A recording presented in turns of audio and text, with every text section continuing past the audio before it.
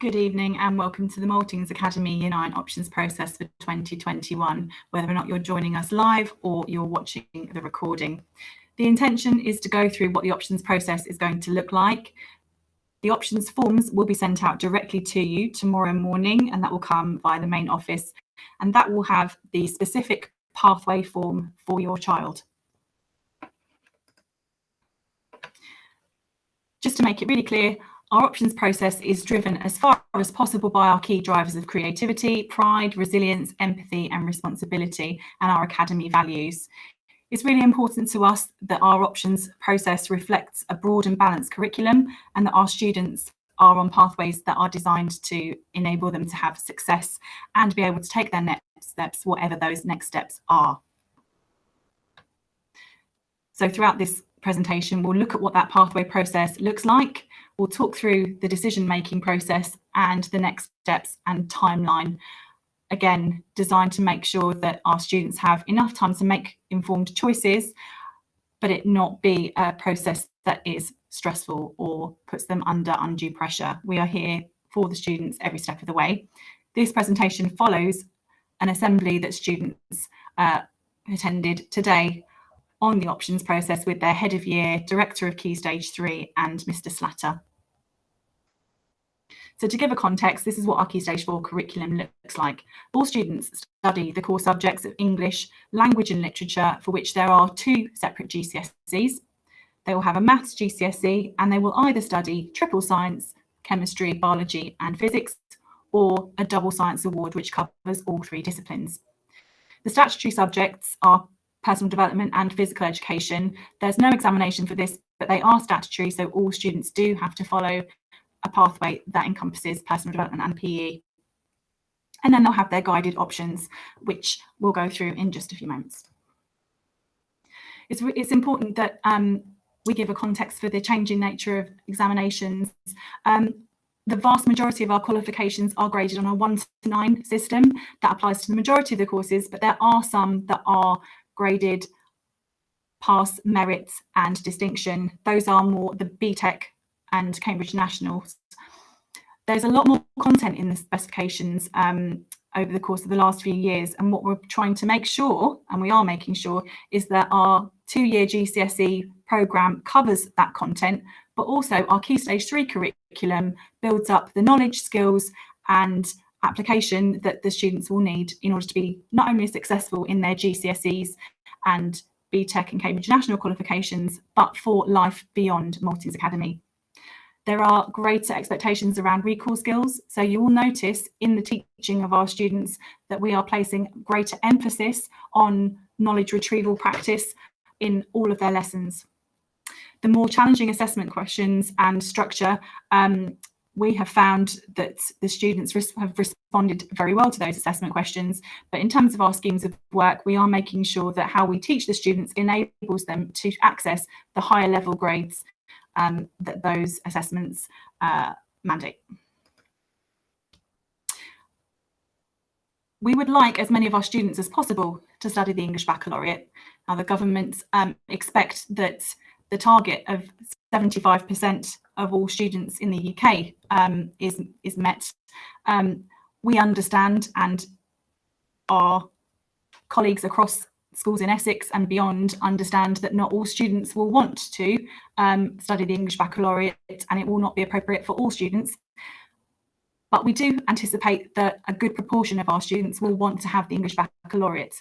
This covers English language, double or triple science, geography or history, mathematics and a modern foreign language.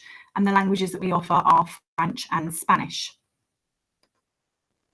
In terms of the pathways, they will ensure that students are in the best position to select the relevant courses that set them up for future success. For us, we have gone down the route of having 3 pathways. Students will follow one of those 3 pathways. The decision to which pathway students take is made by the Academy, and we use prior attainment data, so that's Key Stage 2 data, coupled with our own assessment processes at Key Stage 3 to make sure that the student is following a course that is suitable not only for their range of ability and their aspirations, but also their interests as well. If there are any questions about pathways, there will be the opportunity for discussion. but ideally our students should be following the pathway that we recommend for them. So firstly, the first pathway is the blue pathway. Those are the statutory subjects, and the core subjects, they'll do a science choice, which is triple or double, and a language choice, a humanities choice, and a further options choice. There'll be 2 subjects that they opt for. It will be really clear on the options pathway form how to proceed through it. They are structured so each question enables the student to select the specific subject for their first, second, and third choices. It's made very clear on the form. The green pathway, we have the statutory subjects, core subjects, a science choice, a language choice, which is French or Spanish, and a humanities choice, history or geography. They do not necessarily have to have a language choice and a humanities choice. They can have either or. And then further options choices, 3 subjects if they choose double science, and 2 if triple science is chosen as an option. The yellow pathway is a more open pathway. The statutory subjects are not studied to exam, same as the other 2 pathways. They'll study all of the core subjects, and their science choice will be double science or the ELC science. We'll make sure that there is a further presentation on what the ELC science looks like. And our further options choices, 2 subjects and AQA accredited awards. That doesn't necessarily mean that they have to do the AQA accredited awards. If they want to do 4 open choices, that is entirely fine. I'm going to now hand over to Mrs. Latter, who's going to be talking more about the qualifications. In relation to the qualifications, the Department for Education do not finalise a list of qualifications that will be accredited as GCSE or their equivalents, as explained, quite late until the academic year.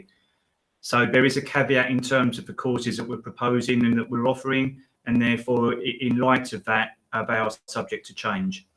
In these circumstances, we will inform students and parents and carers affected.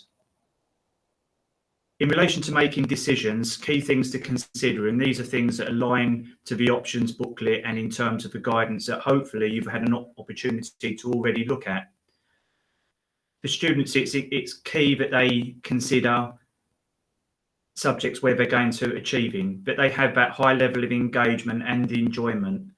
Where it is a 2-year course, it's about that knowledge of assessment and content of assessment, as already pointed out earlier in the presentation, and that the content and that knowledge retrieval and the different modes of assessment to support those curricular choices.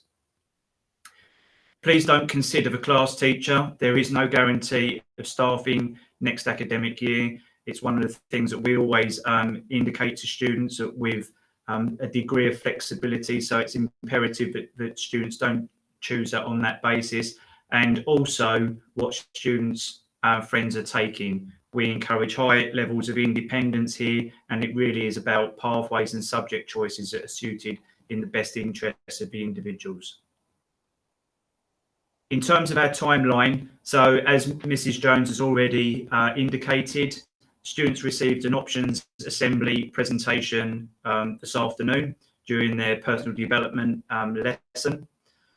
The deadline for completed and submitted Google Forms will be Friday, the 30th of April at 3 o'clock. And just to reiterate that you will receive an email indicating that option choice for you then to complete, and that will be sent to you tomorrow. Once that process has been completed for yourself, in terms of confirmation of choices, that is likely to be the latter part of the second half of the summer term. So that gives you a broad overview in terms of the timeline in place at the moment. So we encourage you in relation to the next steps, obviously discuss with your child about their preference. Use the options booklet, which you'll also be able to find on the front of our website, and other sources of information to support making choices. That may be conversations with subject teachers, heads of subject, curriculum leads, and particularly conversations with your child's respective tutor and Mr. Perry as head of Year 9, but also Mr. McLean as Director of Key Stage 3. It's really key that completing the options paperwork, or in this case, the electronic form in full. it will delay the process. So that's really key, but that's followed, as Mrs. Jones has alluded to, as a stepped approach. Resources to support the decision making. Within the options booklet that's been provided, you will see that there's information relating to every subject in the course outline, and we've adopted a very standardized approach in terms of curriculum content, how the course is split in terms of assessment and modes of assessment, and potentially future aspirations and where those courses can lead to as next steps at Key Stage 5, hopefully at Whittam Sixth Forms or beyond. So as parents, carers and students, these are broadly the frequently asked questions that you may wish to know, and we'll try to answer now and to any concerns that you may have. So reasons that your child may not secure their option choices, and for us there are 4 main reasons. Submitting the options form after the deadline, but there may be clashes once subjects are placed into blocks for timetabling. At this point in time, we specifically do not pre-block the subjects. What we like to do is give students that freedom of choice before we start blocking. Subject numbers, it could be that subject numbers are very high and oversubscribed, and we may need to change things ever so slightly, or conversely, some subject numbers may be very low, which will not enable us to necessarily be able to run that course. There may be certain subject combinations are not possible and discount each other, particularly at the moment in terms of the art and design and the new design technology qualification in particular. Mrs. Jones has already indicated this at the beginning. Again, we believe that we will, and the time due care and consideration has been taken to ensure that your son or daughter has been placed on the appropriate pathway. If they do feel, however, that the process needs revising, then they will be directed to myself. Can I ask in the first instance that you direct any questions you may have to Mr. Perry as head of Year 9, who in turn will direct that to myself. But it is about, and our rationale for this process is we've undertaken looking at the different pathways to make sure that we feel our students are in best place to maximise their potential, equip them with the skills and qualifications, not just for now, but for their post-16 steps as well. And as I've said there, in the first instance, whilst it's directed to me, if it goes through Mr. Perry as head of year, then he's aware and will bring that to my attention. And finally, what if my child wants to change options at a later stage?